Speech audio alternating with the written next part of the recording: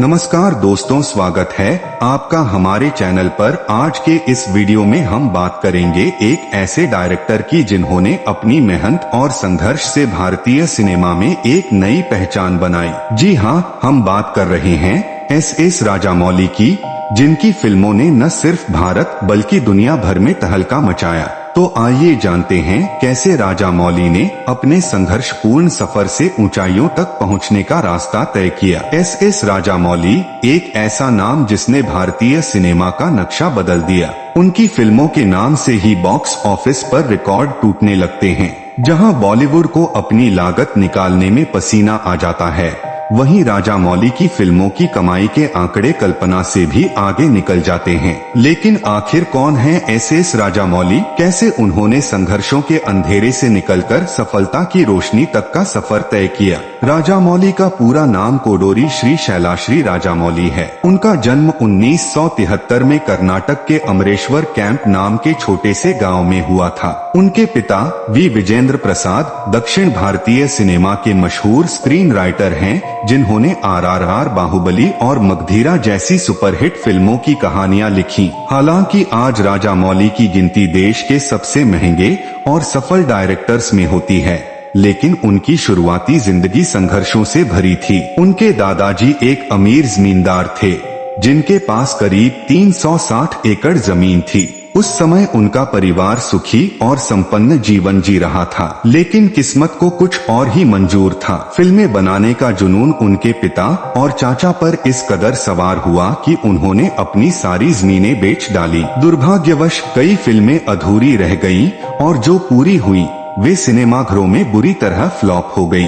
नतीजा यह हुआ कि परिवार की सारी संपत्ति खत्म हो गई और वे कर्ज के भारी जाल में फंस गए। मौली के पास उस समय कोई खास काम नहीं था, लेकिन सेट पर जाना और डायरेक्टर्स को स्क्रिप्ट सुनाना उनके लिए एक तरह का सीखने का मौका बन गया। धीरे धीरे उन्हें फिल्म निर्माण की दुनिया के बारे में समझ आने लगा। हालांकि शुरुआत में ये सब वह सिर्फ अपने पिता की नाराजगी से बचने के लिए कर रहे थे, लेकिन समय के साथ उनका रुझान फिल्म मेकिंग की ओर बढ़ने लगा। अपने परिवार के हालात और रिश्तेदारों के तानों से तंग आकर एस राजामौली ने काम करना शुरू कर दिया। उन्होंने फिल्म सेट्स पर जाना और वहां की छोटी छोटी चीजों को नोटिस करना शुरू किया। इसके साथ ही वह अपने पिता वी विजेंद्र प्रसाद की स्क्रिप्ट्स को डायरेक्टर्स तक पहुंचाने का काम भी करने लगे। शुरुआती दौर में राजामौली को फिल्म इंडस्ट्री में कोई बड़ी पहचान नहीं मिली। वह सेट पर सिर्फ एक असिस्टेंट की तरह मौजूद रहते थे, लेकिन उनके इस संघर्ष भरे सफर ने उन्हें जिंदगी का एक नया मकसद दिया। वह धीरे धीरे समझने लगे कि फिल्मों के पीछे कितना मेहनत और लगन छिपी होती है। राजामौली का रुझान जब फिल्मों की ओर बढ़ने लगा, तब उनके मन में यह ख्याल आया कि उन्हें भी डायरेक्शन में कुछ सीखना चाहिए। उनके कजिन M.N. कीरावनी के साथ उनकी अच्छी बॉन्डिंग थी, जो खुद म्यूजिक इंडस्ट्री में काफी पैशनेट और सफल हो रहे थे।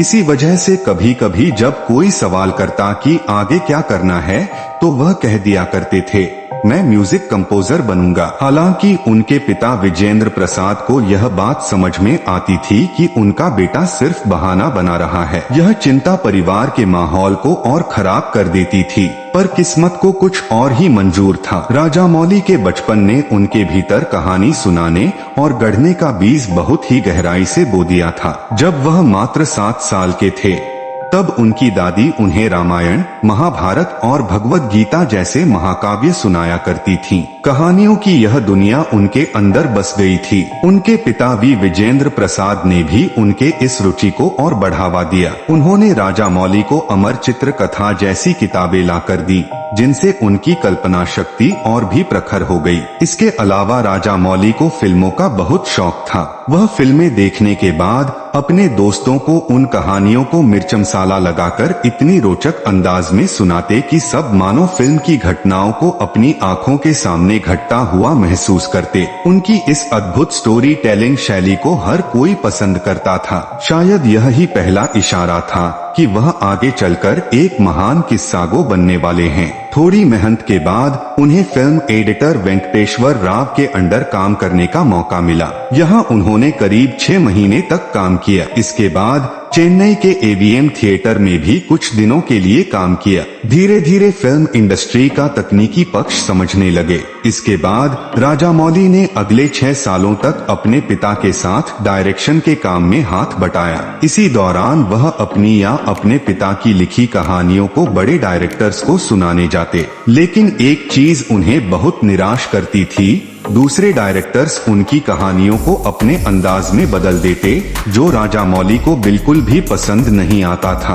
अपनी कहानियों के साथ हुए इस बदलाव से निराश होकर राजामौली ने ठान लिया कि अब वह खुद डायरेक्टर बनेंगे। उनका मकसद था कहानी को उसके असली रूप में पर्दे पर उतारना, ताकि दर्शकों तक उसकी वास्तविकता पहुंच सके। इसके लिए उन्होंने खुद को तैयार करना शुरू किया। फिल्म डायरेक्शन सीखने के लिए वह चेन्नई से हैदराबाद शिफ्ट हो गए। वहां उन्होंने अपने एक रिश्तेदार गुन्नम गंगाराजू, जो कि खुद एक डायरेक्टर थे, से फिल्म मेकिंग के गुर सीखने लगे। राजामौली को पहली बार तेलुगु टीवी सीरियल शांति निवासम को डायरेक्ट करने का मौका मिला। उन्होंने इस सीरियल को वारा मुल्लापदी के साथ मिलकर निर्देशित किया। यह उनकी डायरेक्शन की शुरुआत थी, जिसने उन्हें फिल्म इंडस्ट्री में एक सही दिशा दी। एस राजामौली स्टूडेंट नंबर 1 से सफलता की शुरुआत। एस राजामौली के करियर का सबसे बड़ा मोड़ साल 2001 में आया, जब उन्हें अपनी पहली Telugu film student number 1 direct करने का मौका मिला।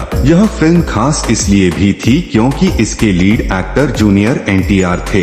जूनियर एनटीआर का परिवार फिल्म इंडस्ट्री में बहुत मजबूत बैकग्राउंड रखता था। इसके अलावा यह जूनियर एनटीआर की पहली फिल्म थी। अगर फिल्म असफल होती तो उनके करियर के लिए बड़ा खतरा हो सकता था, और राजामौली के लिए भी यह पहला और आखिरी बड़ा प्रोजेक्ट साबित हो सकता था। हालांकि फिल्म के प्रोड्यूसर को एस राजामौली पर पूरा भरोसा था, लेकिन जब फिल्म की शूटिंग शुरू हुई तब राजामौली को एहसास हुआ कि उनका अनुभव कम है। उन्हें कई तरह की दिक्कतों का सामना करना पड़ा। उन्हें यह तक नहीं पता था कि सीन शूट करने के लिए क्रेन का इस्तेमाल कैसे करते हैं, क्योंकि टीवी सीरियल में उन्होंने कभी इसका प्रयोग नहीं किया था। फिर भी राजामौली ने अपनी मेहनत और लगन से फिल्म को पूरा किया। जब स्टूडेंट नंबर 1 रिलीज हुई तो यह फिल्म बॉक्स ऑफिस पर हिट साबित हुई। दर्शकों ने इसे खूब पसंद किया और फिल्म को जबरदस्त पॉजिटिव फीडबैक मिला। इस फिल्म की सफलता ने जूनियर एनटीआर को रातों रात स्टार बना दिया और एस राजामौली के करियर की नींव रख दी। फिल्म का बजट सिर्फ 1.85 करोड़ था, लेकिन इसकी सफलता ने राजामौली को इंडस्ट्री में एक उभरते हुए डायरेक्टर के रूप में स्थापित कर दिया। एस राजामौली का नाम आज बॉलीवुड से लेकर हॉलीवुड तक गूंजता है, लेकिन उनका सफर कभी भी आसान नहीं था। शुरुआत में उन्होंने अपनी पहली फिल्म स्टूडेंट नंबर 1 बनाई, जो जूनियर एनटीआर के करियर की पहली फिल्म थी। इस फिल्म का बजट था 1.85 करोड़, लेकिन इसने 10 करोड़ की कमाई की। यह सफलता राजामौली के लिए मील का पत्थर साबित हुई और उनके परिवार की किस्मत बदल दी। फिल्म प्रोड्यूसर्स को भी यकीन हो गया कि अब उनके पैसे डूबने नहीं जा रहे थे। राजामौली को बचपन से ही रामायण और महाभारत जैसी कथाएं सुनने का बहुत शौक था और उनका सपना था कि वह कभी ऐसी मैथोलॉजी फिल्म बनाएं। हालांकि जब उन्होंने इस दिशा में काम करना शुरू किया तो कुछ कारणों की वजह से उनकी पहली मैथोलॉजी फिल्म, जिसमें मलयालम सुपरस्टार मोहनलाल थे, बन नहीं पाई। लेकिन उन्होंने हार नहीं मानी। इसके बाद सिंहाद्री फिल्म को लेकर राजामौली और जूनियर एनटीआर ने फिर से साथ काम किया। यह फिल्म 2003 में रिलीज हुई और एक बड़ी ब्लॉकबस्टर साबित हुई। फिल्म का बजट था 8.5 करोड़, लेकिन इसने 25.7 करोड़ की कमाई की। इस फिल्म ने जूनियर एनटीआर को साउथ इंडिया का सुपरस्टार बना दिया। अब साउथ इंडिया में बच्चे बड़े सभी लोग उन्हें पहचानने लगे थे। स्टूडेंट नंबर 1 2001 उदास, माली बजट 1.85 करोड़, कमाई 10 करोड़। सिंहाद्री 2003 उदास, माली बजट 8.5 करोड़, कमाई 25.7 करोड़। जूनियर एनटीआर को सुपरस्टार बना दिया। राजा राजा मौली के करियर को 2004 में एक और बड़ा बूस्ट मिला। उन्होंने अपनी तीसरी फिल्म साई को डायरेक्ट किया, जिसमें नितिन रेड्डी और जेनेलिया डिसूजा लीड रोल में थे। इस फिल्म ने 4 नंदी अवार्ड्स जीते और साबित कर दिया कि राजा मौली की फिल्मों को सफलता मिलने वाली है। इसके बाद 2009 में उन्होंने मगधीरा डायरेक्ट की, जो एक ऐतिहासिक प्रेम कहानी थी। यह फिल्म साउथ की सबसे बड़ी हिट साबित हुई और 2 नेशनल अवार्ड्स जीते। जापान में भी इस फिल्म ने शानदार कमाई की। बॉलीवुड ने इसके रीमेक राइट्स खरीदने की कोशिश की, लेकिन राजा मौली ने हमेशा की तरह मना कर दिया। उनका मानना था कि किसी फिल्म का रीमेक वे ही बना सकते हैं जो उसकी असली कहानी को सही तरीके से प्रस्तुत कर सकें। राजा मौली का कहना था कि उन्होंने विक्रमाकुर्दु फिल्म के रीमेक राइट्स बेचने के बाद यह महसूस किया कि वह अपनी कहानियों को सही तरीके से ही पर्दे पर उतार सकते हैं। इसके बाद उन्होंने किसी भी फिल्म का रीमेक राइट्स नहीं बेचे। 2012 में उन्होंने ईगा फिल्म बनाई, जिसमें एक मक्खी को मुख्य किरदार के रूप में रखा। यह एक अनोखा कॉन्सेप्ट था और फिल्म हिट हुई।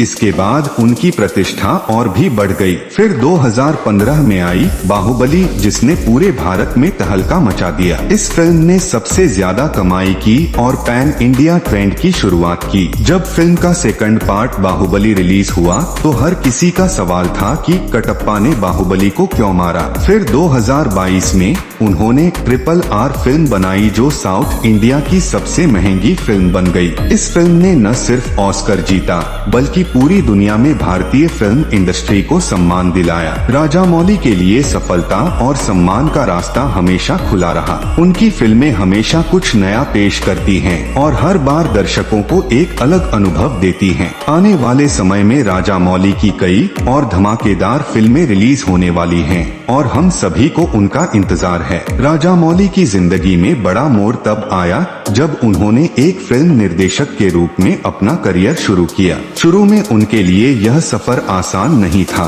क्योंकि वह फिल्म इंडस्ट्री में एक छोटे से असिस्टेंट के तौर पर काम कर रहे थे। उन्हें अपनी मेहनत और समर्पण से फिल्म निर्माण के हर पहलू को समझने का अवसर मिला। यह समय उनके लिए काफी संघर्षपूर्ण था, क्योंकि वह खुद को स्थापित करने के लिए लगातार काम कर रहे थे और अपने पिता की नाराजगी से भी जूझ रहे थे। राजा मौली के लिए यह बदलाव 2001